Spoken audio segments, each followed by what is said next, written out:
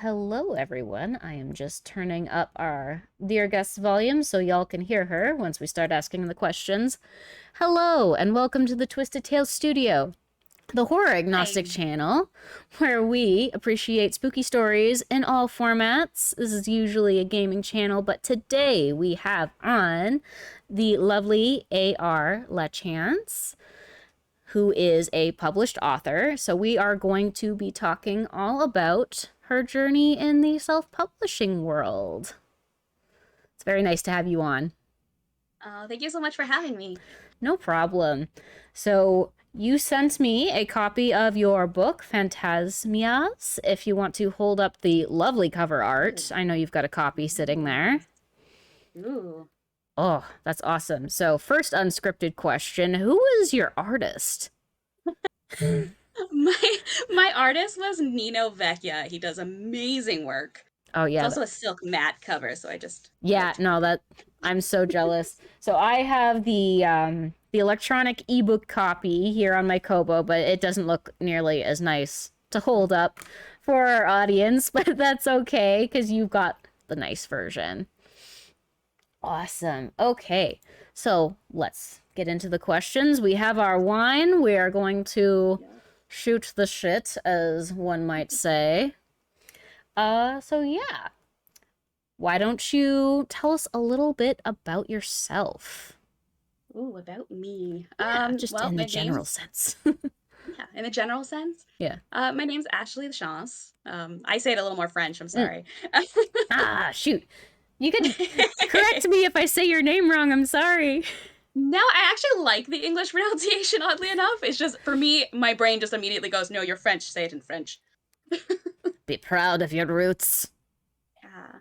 So I am actually a literary editor by day, and I got my first free ebook published back in January 2020, and my first printed book published October 2021.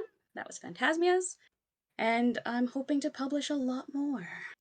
Ooh, yes, I hope you publish a lot more too. After reading the first one, I feel like I can get into this. Alrighty, so have you always loved to write? Like, has this been something you've been into since you were really little? Or how did you discover it? Um, Writing on its own, I think I discovered like in my teens, but as a kid, I was always a storyteller. There was no playing with toys, it was just laying them out, telling myself their backstories and what they were going to do for the day. And yeah, it just went from there. I haven't stopped writing since. Yeah, I think I hear a lot of similar things from various authors. Just like you get stories in your head and like just you watch them like a movie almost. Yes. Yeah, that's always how it happens for me. It's like a little mini movie in your head and you just have to write it down. Or else it doesn't leave you alone. Yeah, exactly. Otherwise it's stuck in your head. Once it's on the page, then you can just like let it be free. Awesome.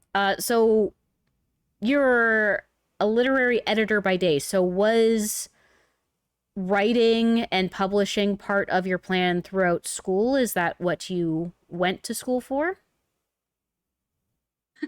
Oddly enough, my educational background is a variety of subjects. It's so So, common. It's so common these days. what do we do with ourselves, right? Yeah. Like, I started with a bachelor's in psychology and now I'm publishing books. Yeah, I can't remember the actual statistic, but so few people like our age and like the millennial age group actually went into the field that we were educated in, which I find very interesting, which is why I always ask this question. So, what did you Yeah. study other than psychology? I did psychology. I then went to art school for a couple years because I thought that was what I wanted to do. I've always been drawing on the side as much as writing. And an art teacher told me to have a career in art, you have to love it even when you hate it. And I thought to myself, that's how I feel about writing. Yeah, Yeah, and then I was a veterinary attendant for a little while, and I was always editing that's on the side. that's So different. Oh, yeah, that was a segue. Yeah, Needed to pay rent kind of segue, that I understand. right? As somebody who's worked in an art field, I feel that pain. It's like, oh, right, I need to buy groceries. Better Yeah. get a job. Yeah, I love my art even when I hate it, but I also need to eat. So there's Very that. Yeah. So how did you get into being an editor then? That was in my first university track when I was doing my bachelor's.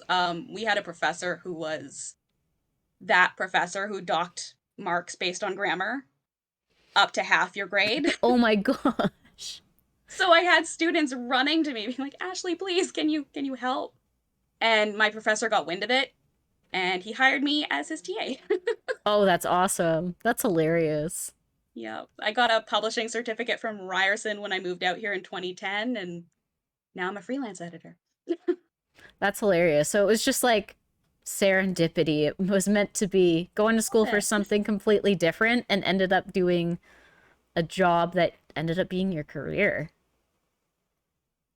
That's so On cool. most days, I love. That most days you love. I bet there's things that you probably don't like about editing. I guess I'm not sure what's all involved in the actual editing process. Can you tell us a little bit about it? I guess in general terms? In general, Like, what does your day look like typically in your day job? a lot of panic authors, which I totally get. And it's a lot of I love copy editing, and people find it tedious just going over for punctuation and grammar, and people are like, "Please just do this." I'm like, "Yes, I will do this happily." So magazines, I've worked for government agencies, I've Oh, worked wow. for university presses who just send me stuff because typos. They happen Yeah, all the time. more often than you'd think. Yeah, I actually ended up doing a very similar job for one of my producers once because he was just not great with the English language. I'm always surprised at how many people just like when they are in those management positions just aren't. Oh no, PhDs, the worst. Oh, really? That's hilarious. They're really, really smart about their subject matter. Outside of that, they need a little editing help. That's fair. When you've got a whole bunch of other things going on in your brain, there's only so much space for things like punctuation and grammar. Exactly. Uh, so as an editor, do you find a lot of time to read in your spare time? And if so, what types of things do you like to read? Ooh, I'm a big genre fiction nerd. Same. Just yeah, fantasy, horror, sci-fi, I'll eat it up. Hmm. Um I do a lot of reading for work, Yeah, but most of the time it's textbook kind of stuff or financial stuff, so I'm always happy to go back to reading something fun. palate cleanser. And yeah, I need it a lot. Any fantasy, horror, sci-fi authors out there, if you need a copy editor, please save me from the textbooks. Uh, Yes, we will be giving out her contact information to anybody who does need that service for some like fantasy or sci-fi, something epic, preferably. Do you have any current favorites that you're hooked on? hmm. I just edited something and I'm not sure I'm allowed to talk Oh. about it. But if you look up, Neem and Rebecca Schmidt are doing a series called A Daughter's Ransom that I've been editing. And I love their character development. It's fantasy, it's steampunk, it's getting weird with the way they've got 3 books out right now and the way they're all connecting with each other. I'm like, I don't know what your big plan is, but I like it. Keep going.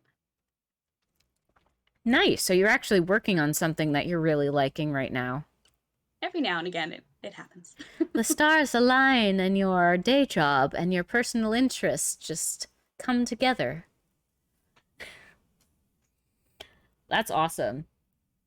So when you write for yourself, um, does your editor side come in and you're more of like a planning person and kind of like nitpicking, or are you more of like what they call like a pantser who just kind of wings it. I wish I could tell you I was a planner. I really do, because that would make sense. But I'm not. I fly by the seat of my pants. I write scenes, and then I try to stitch them together, and then my editor uh, gives me what for. That must be interesting, like talking editor to editor. They're telling you things. And are you ever just like, yeah? I know. I know. You're just like, you know, this is not a good habit to be in. Yeah, you should have plotted that out, and then we wouldn't be in this mess. I'm like, I know, but it was so fun at the time. This is true. A- anyway, like, you always need a second pair of eyes. Like, when you create things in a vacuum, like, you need somebody else to bring you back in. Every time. I tell this to, like, I didn't edit my own work. I hired people. I had beta readers. I tell every author, don't edit your own work. It's too painful. Yeah, that's a good piece of advice. You're never gonna find, like, even just like normal mundane mistakes, you're not gonna see it like somebody else is gonna see it. Or like a Well, it's even sent. the small, yeah, it's the small little things Yeah. like double articles that your brain will just look over. Mm-hmm. And I've gone back months later going, oh my gosh, I missed this. Yeah. Or having somebody come up to you and be like, so what did you mean in this sentence? And you're just like, oh, yeah, I guess that doesn't make a whole lot of sense, does it? In my head, but Yeah. Yeah. I find reading things out loud sometimes helps with that. yeah, that's a really good trick. Yeah. It's like, who wrote this? Me. Oh. Oops. Whoops. Um, so tell us a little bit about like how you write. Like, what is your writing habits look like? Do you need to be in a specific place? Do you need to have That was noise? Like, Yeah, like those authors who have like whole playlists planned out for their writing days and stuff. I used to be like that. I used to be like, got a specific sweater, certain snack, certain drink, sit down, deep breaths, and start writing. And now I have no time on my hands. So whenever I have a scrap of paper, I write. yeah, you just get it down, get it out there. Nice. Yeah. Uh, do you tend to like writing when there's like a bit of noise going on in the background, or do you like it quiet? Because I find that like 50-50 authors are either in one camp or the other. I swing. Like sometimes if I'm having a really hard time with a scene, I just kind of need to shut everything out and really focus on why it's giving me a problem. Most of the time, though, I need background noise. Yeah. Yeah. Otherwise, your thoughts are just like too loud or something. Too loud and oddly enough, too fast. Like I'll skip 3 chapters ahead of what I'm working on. I'm like, no, we need to be back here, over here. No. Yeah, let's rein it back. Let's rein it back in. We're not there yet. Or even just to get in a mood, right? Because like if I generally am a pretty upbeat person, I guess, or so when I'm writing horror, especially, I've put on like streams. I've put on your streams, put on other horror streams, where I'm like, okay, get me in the mindset of being scared and alone and freaked out. Well, I mean, that's kind of what my streams are generally about is me being scared and alone and playing a scary game in a dark room. I hope my screaming's not too distracting.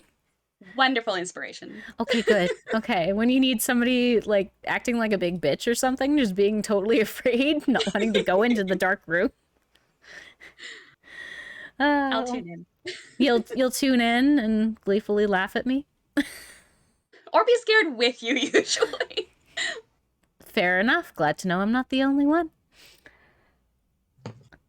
So, do you get writer's block from time to time? And, like, what kind of tips and tricks do you have to get past those moments? Yeah, writer's block is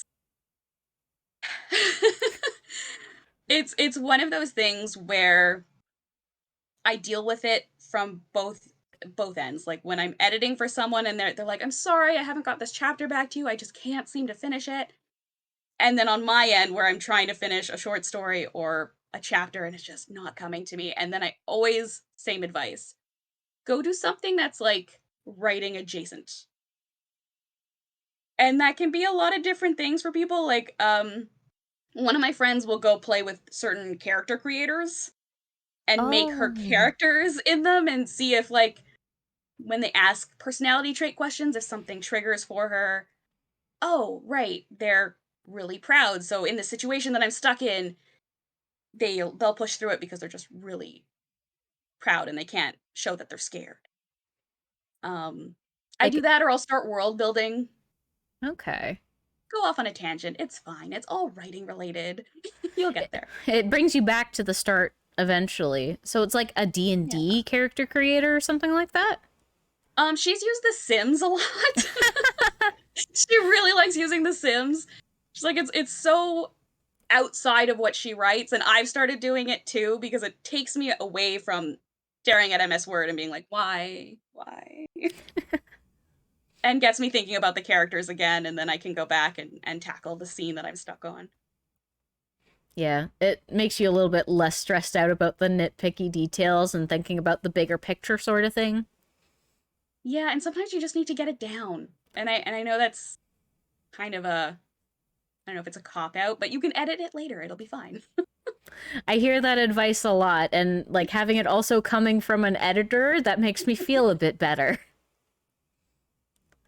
Yeah. No, I didn't even think about that. It's like you must also get clients coming to you being just like, "Oh my God, like I can't, like I'm trying, but I'm stuck."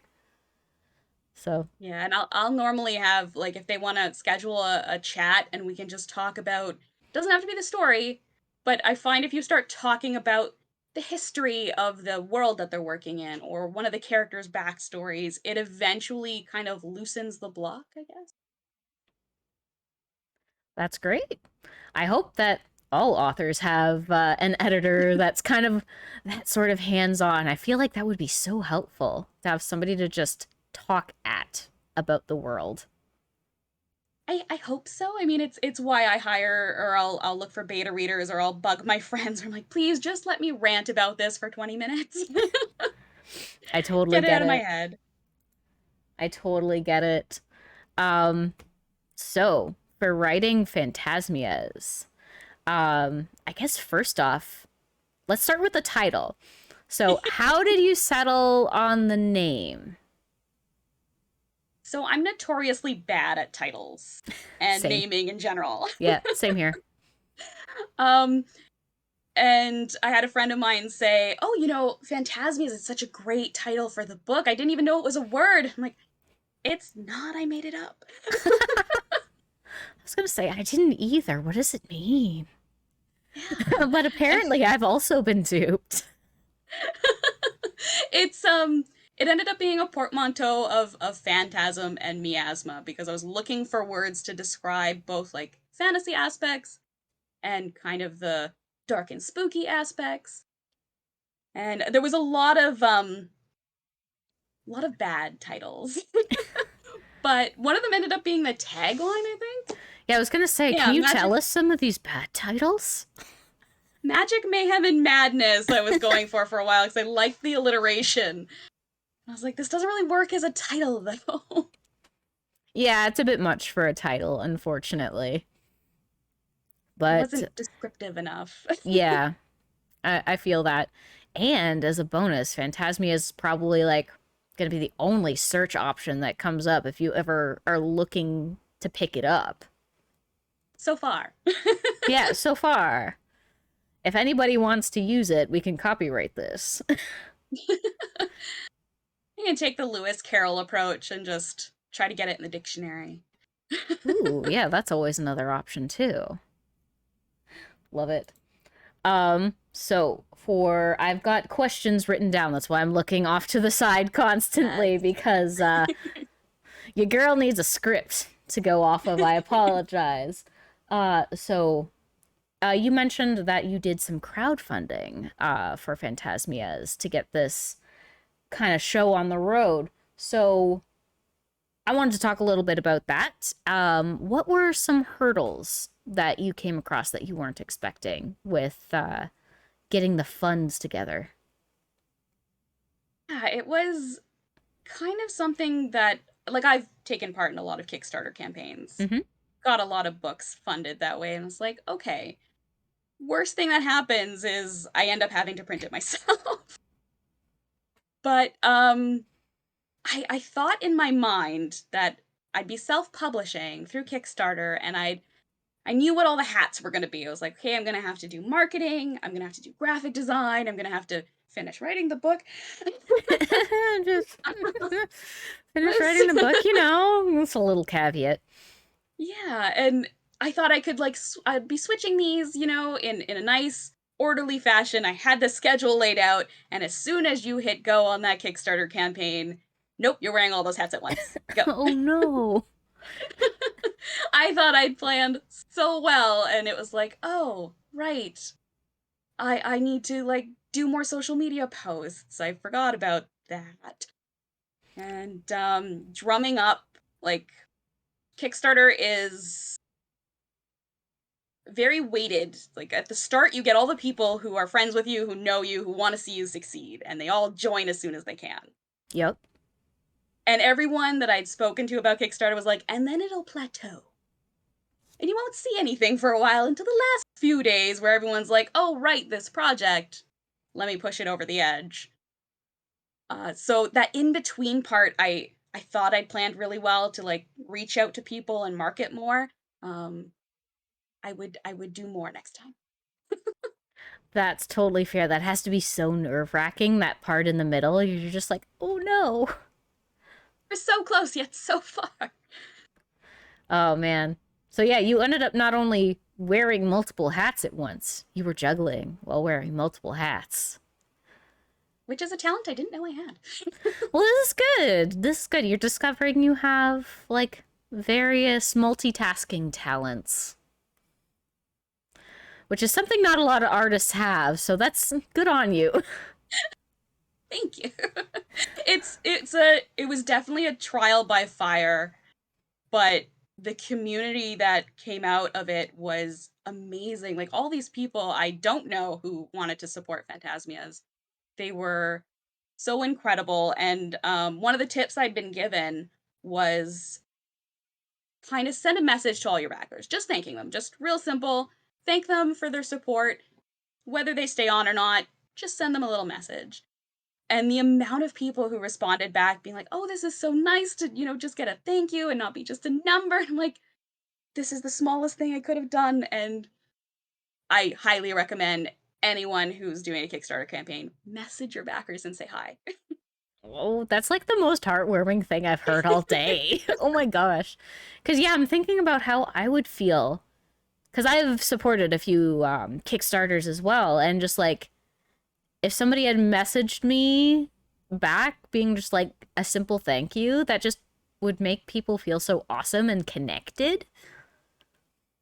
Because, like, that's, I think, a lot of what people want when they support, like, a Kickstarter. They want to feel connected to the project and, like, invested in it. Yeah, in some small way. And don't get me wrong, it was a copy pasted message where I just changed the name out. Because I would get, 10 backers at once. Like, oh, okay.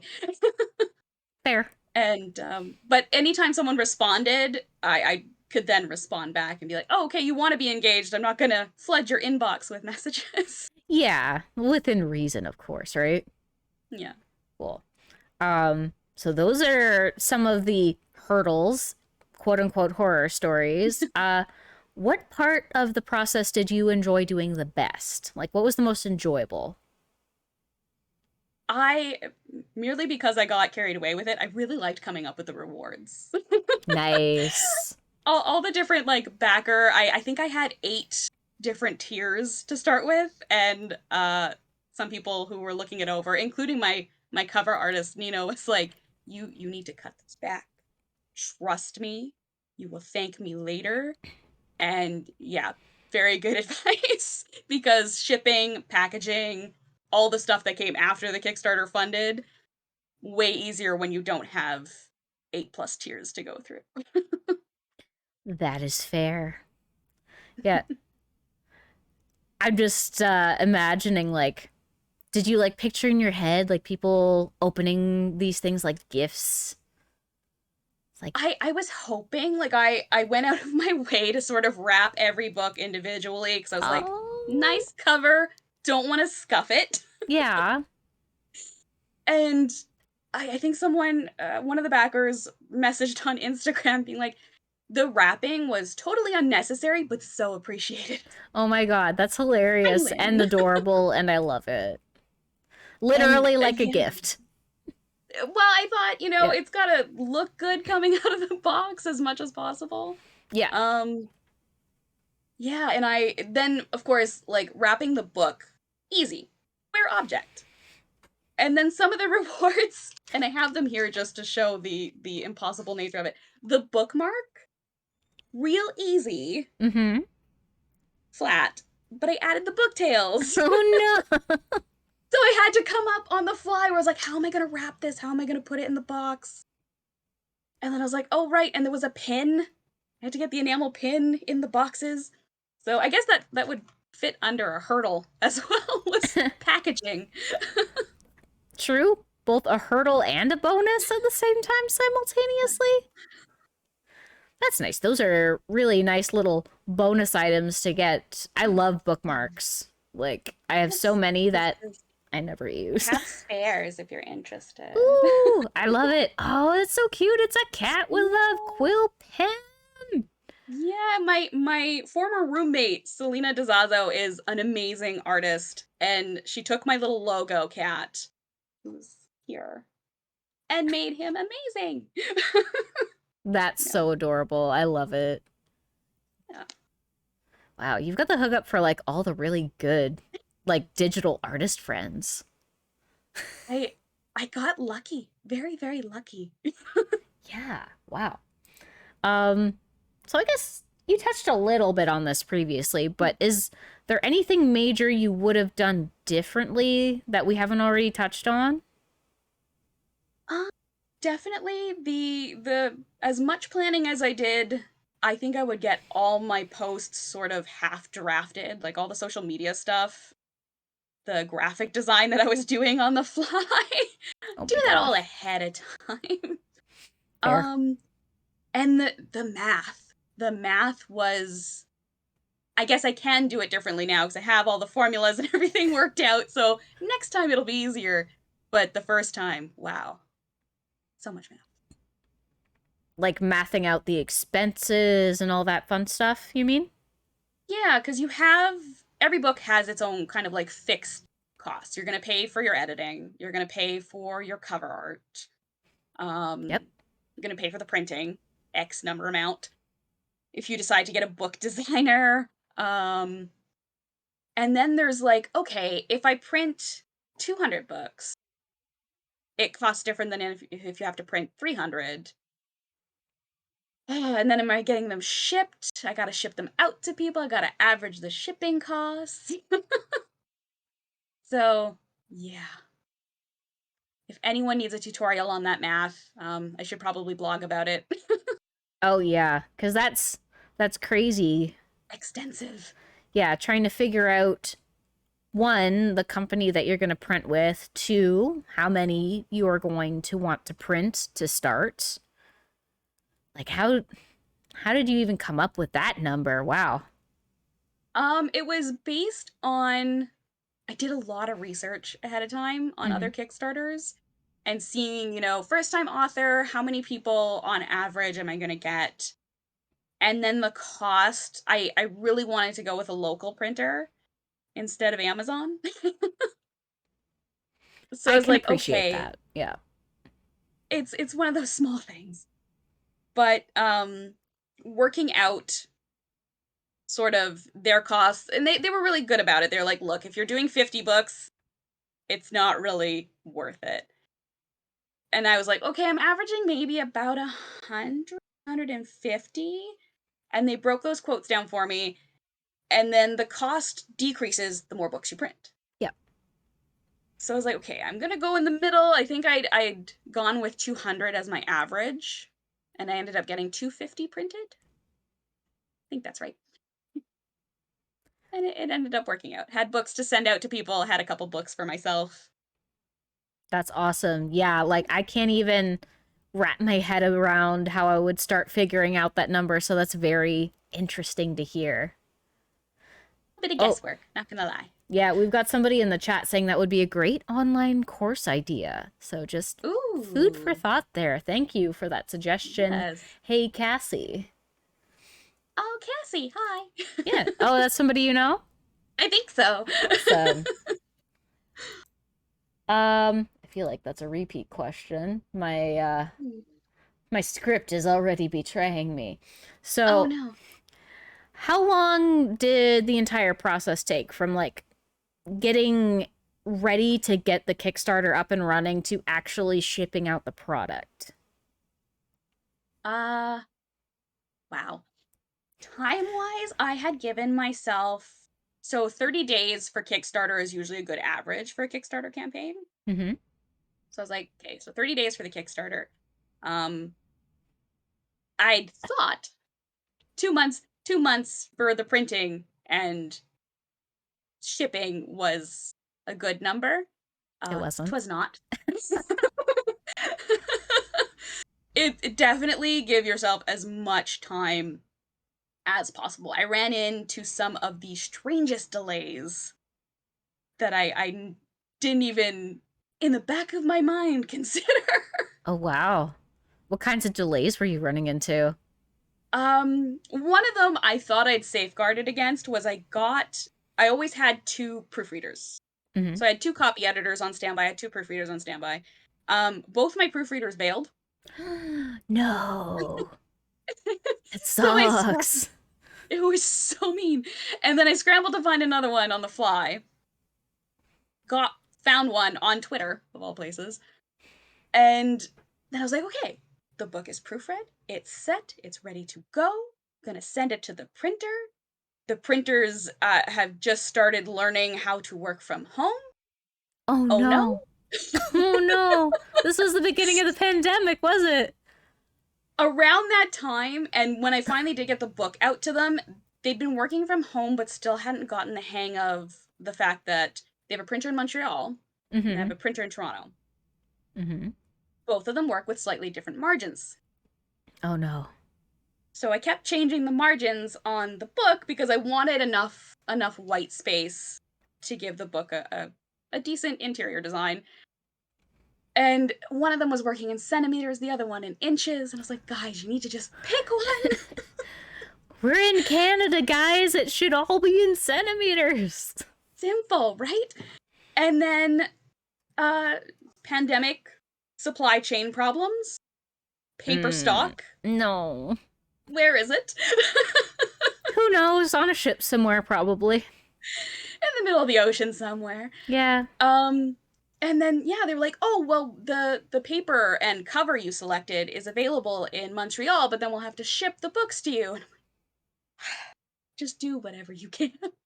Get me the books. Heck, I don't care. Just get it to me. One way or Yeah. another. So it meant that I ended up shipping out the books that were sent to the printer in October, at the end of December around the holidays. Merry Christmas! Right. Yay! I still have a few backers who haven't gotten their books yet because they're international, so it's kind of, Oh, taking its time to get across, but they're on fingers their crossed they all get way. there. They are coming. They've been sent out. They are on their way. You'll get them soon. Eventually. Yeah, that sucks. Yeah, that's another added layer of difficulty is like doing anything now. If you have to ship something, like you'll get it. When am I gonna get it? Who Eventually. knows? Eventually. And yeah, and it was funny because I sent out or I published the free ebook in January of 2020, thinking that by the June of 2020 I'd be able to get Phantasmias out. Mm-hmm. Oh. I took an extra year on top of that where I was like, "You know what? No. Gonna take my time and not stress too hard at the start of this thing." And we got through it though. Got a gorgeous book. Yeah, and hopefully those are the most strange not strange doesn't seem the right word. Unusual circumstances that you're gonna have to do this in. Fingers crossed, maybe. I don't know. Is there an end to COVID? I I try not to Uh, think about it. yeah, no, that'll just make me sad. It's time for more wine. Yeah, that's just the pain will go away if I drink more wine. Okay. Um, Cheers to that. so for the stories, now we're getting Yes. into the content. Were the majority of the stories in the book written specifically for this project, or did they exist beforehand in other publications? So true to form of being a pantser, uh, I had a lot of scenes and story ideas sort of written down. I think maybe 5 or 6 of them had sort of a rough draft. The only one that was published ahead of time was The Road, and that was published in the free ebook Fantasy Unbound. Mm-hmm. And then there were the ones I had a backer tier on Kickstarter called the Story Edition, and 3 people wrote stories with me, and that's why it went from being 27 stories to 30. That's pretty neat, though. Like, It those was a people. lot of fun. Yeah. Oh, yeah, that's so neat. I never would have thought of that. For an anthology series, that's such a good idea. Well, any of the stories you saw that underneath the title had dedicated and inspired by, Mm-hmm. they were either patrons of mine who got in early and contributed a story to the original 27. They'd either give me a theme to write by or a couple of keywords. I think one patron gave me like this weird dream I had one day. And then the other 3, the backers were, again, they could kind of give me that range. They could just say fantasy or horror, and I'd go off that.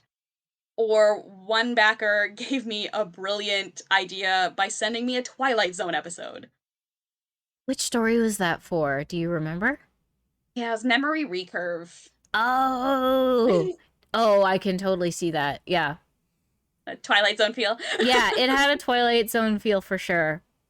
Awesome. Yeah, I remember kind of thinking that while I was reading them, just like, this could be a Twilight Zone episode.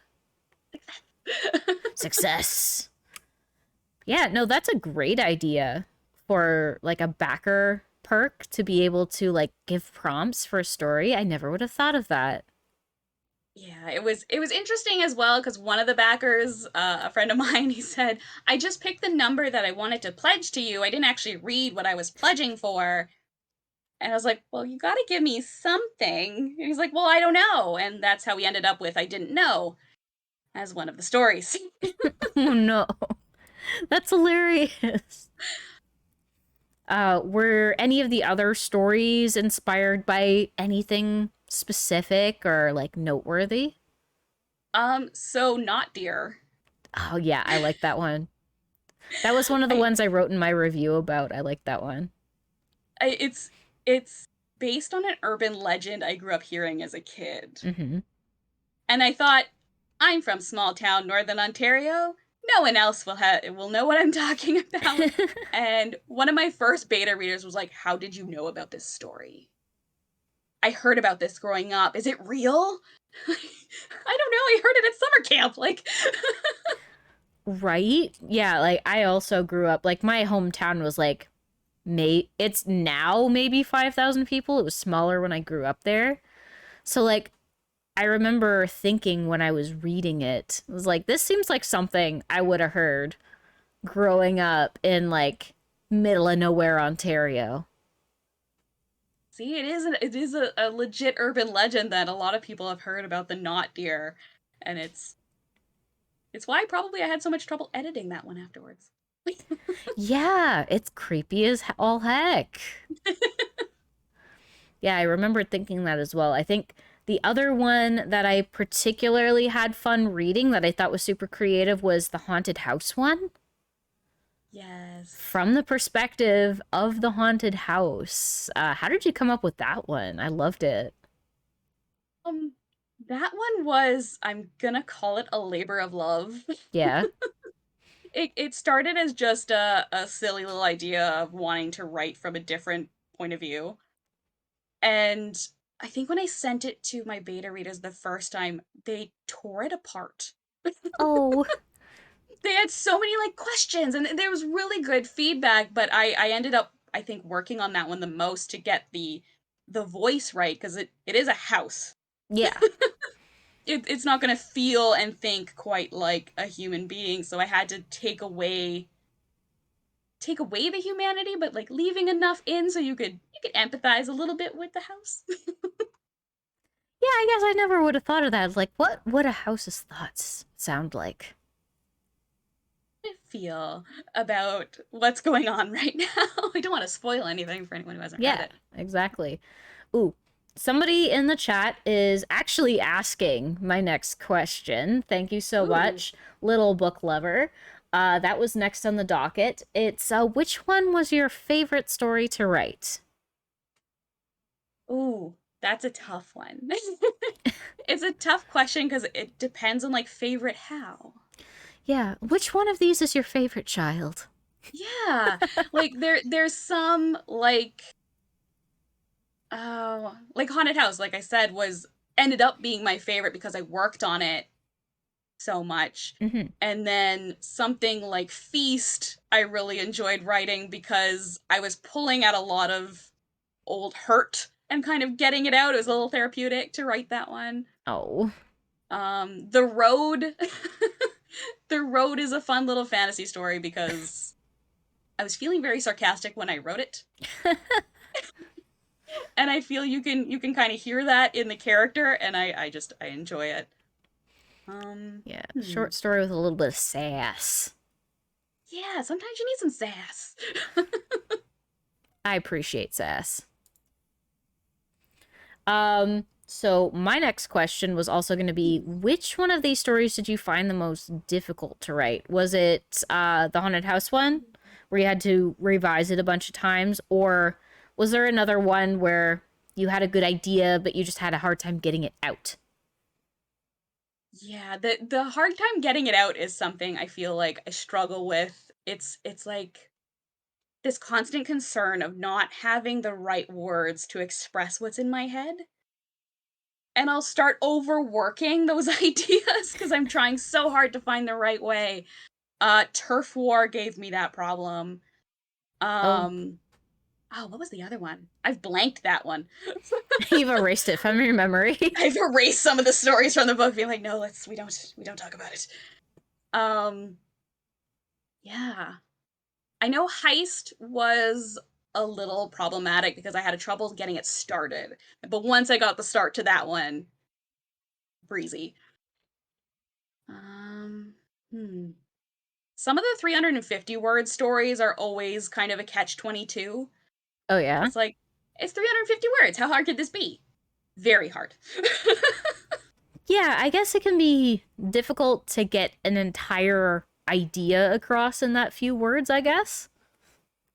Yeah, I ended up including those stories particularly for some of my author clients that I work with because I have, on many occasions, when they have trouble writing something, said, well, summarize it in 350 words or less. For the blurb on the book. For blurbs, if you're having trouble like Yeah. plotting something, if you're stuck on a plot, just summarize it in 350 words or less. And they always curse me for it. So I was like, all right, in solidarity, I'm going to write some 350 word stories. Let me show you how it's done. Yes, and now I understand why they were pulling their hair out. It's not an easy ask.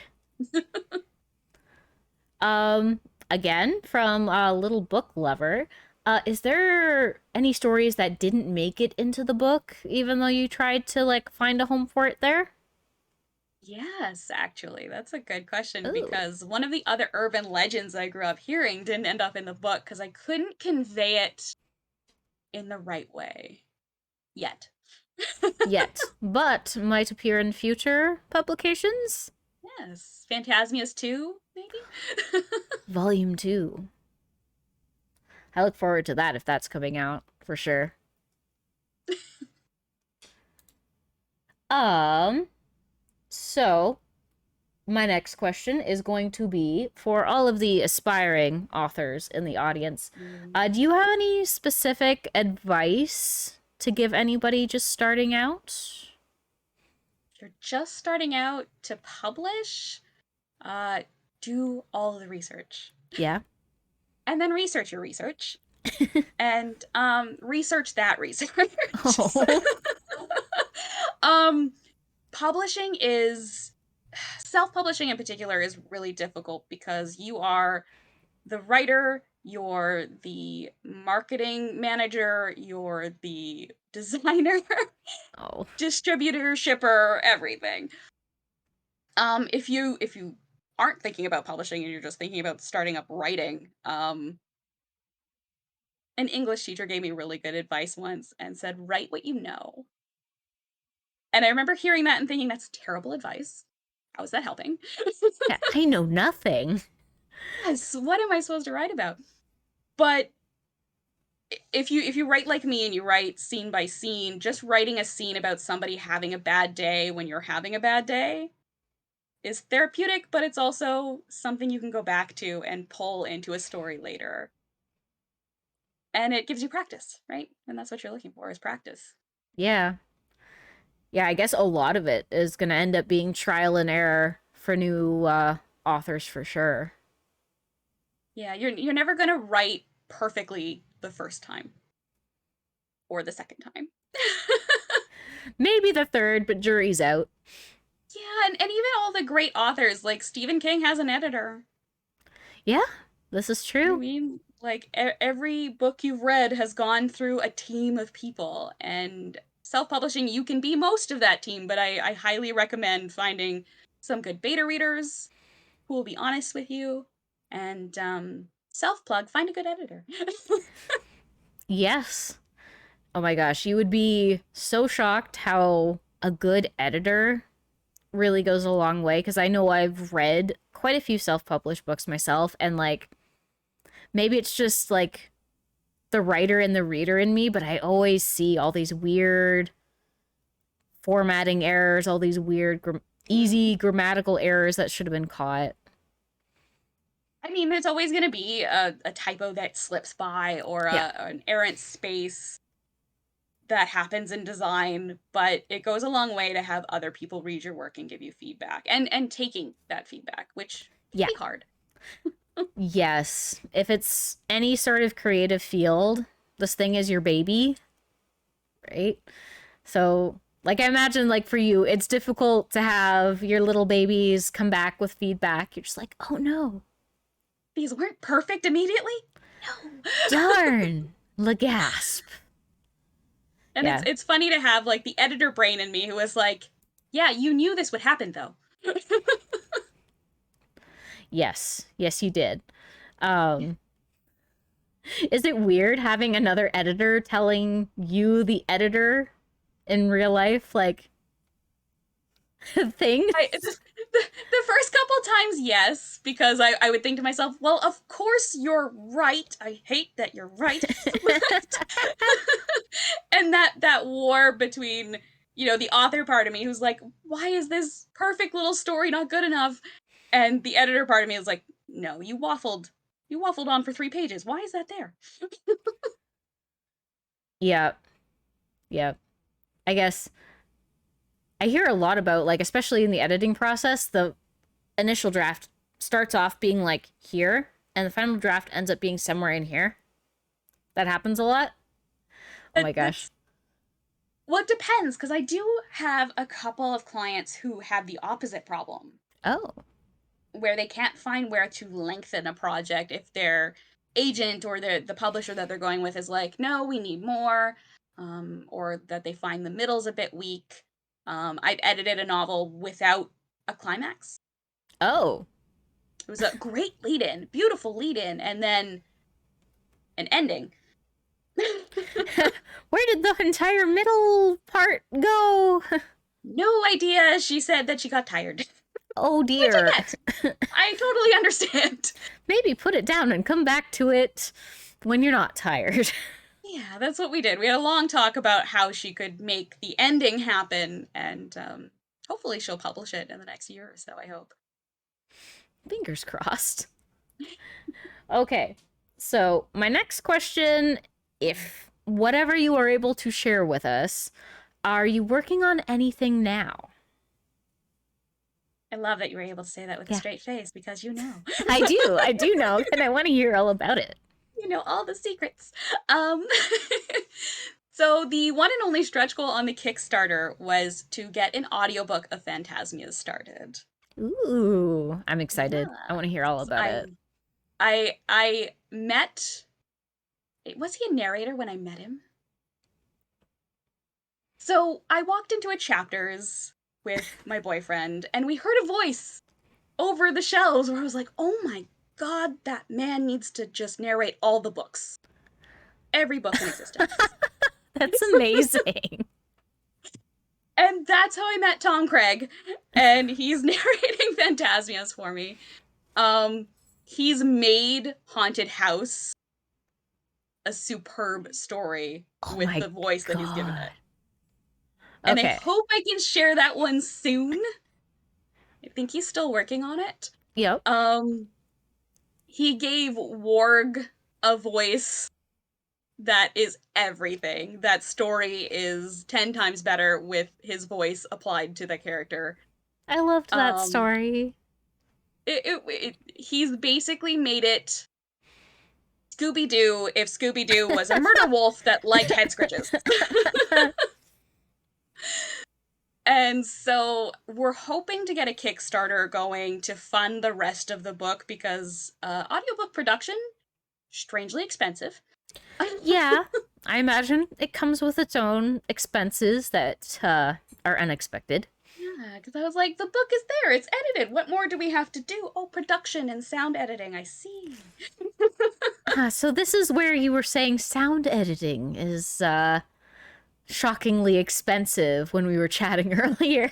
Yeah, like the he's got a great setup already, and it's I didn't realize 20 minutes of audio is like 12 hours of editing.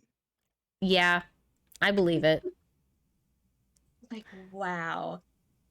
I'm really excited to get the audiobook done. And then I have a dark fantasy novel that I'm hoping to get out before the end of the year Ooh. if I can finish writing it. Like a full length novel? Full length novel.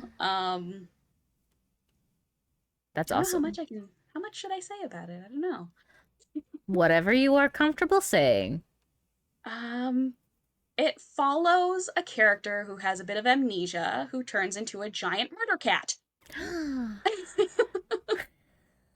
down. Because I had to take a lot of fantasy that I grew up loving, like Forgotten Realms, D&D kind of stuff, and Lovecraft Mm-hmm. because Lovecraft. I will never complain when people add a bit of Lovecraft. So giant monsters and an epic fantasy adventure that'll hopefully turn out okay. Love it. So that's something to look forward to for sure. Yeah, and I would always love to do Phantasmias too because I write short stories to de-stress. So Yes.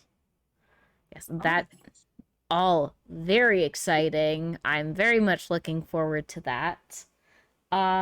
So yes, that leads me into my last question of the night. Where can people get a copy of Phantasmias? Well, for now, I'm that person who decided to print locally and therefore must sell locally. So you can find the pretty soft cover and the ebook on my website at scribecat.ca. And for everybody who's in the chat, if you want $5 off, you can add the code Twisted Tales Yes, on checkout. I have preloaded this. Hopefully it works to put into the chat for y'all. Yay, it worked. So yes, welcome viewers. Looking for your next read. Consider supporting tonight's guest. The URL is in the chat for anybody who would like to pick up a copy of Phantasmias. I recommend it. I enjoyed it. I find anthologies are just really nice to like pick up and read like a couple stories at a time when you're doing things like getting your flat tire fixed, like I did while I was reading the book.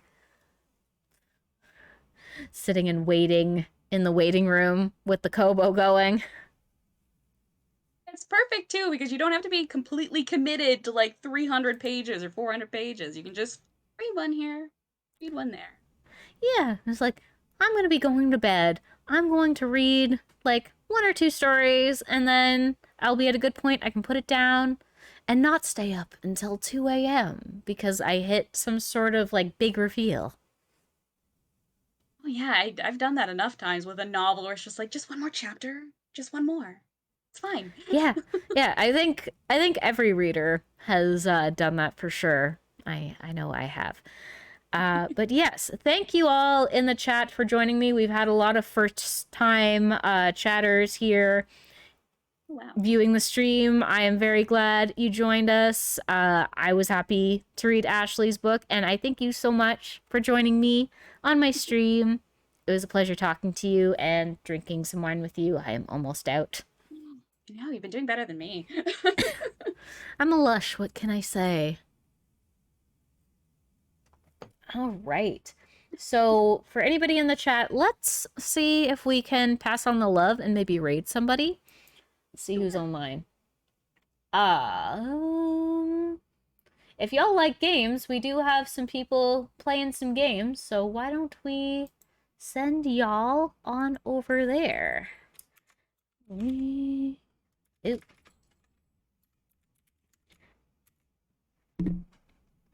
Pardon me while I awkwardly fill the silence while typing in the chat. The raging unicorn. Which I'm sure you'll appreciate that. I love that we're rating the Raging Unicorn. Oh, I love her. She plays a lot of like adventure and horror games. She's so fun to watch. So y'all in the chat will enjoy this. That is initiated. I will be streaming again on Thursday at 6:30 p.m. Eastern Standard Time. I'm trying once again to finish Toki Toki Literature Club with my bad amateur voice acting. Oh, I have been loving it. Okay, good, because like half of this has been done with my post-COVID lungs. So I'm glad it's going well. All right, I'm sending the chat off into the ether. Thank y'all. We will see you next time. Bye.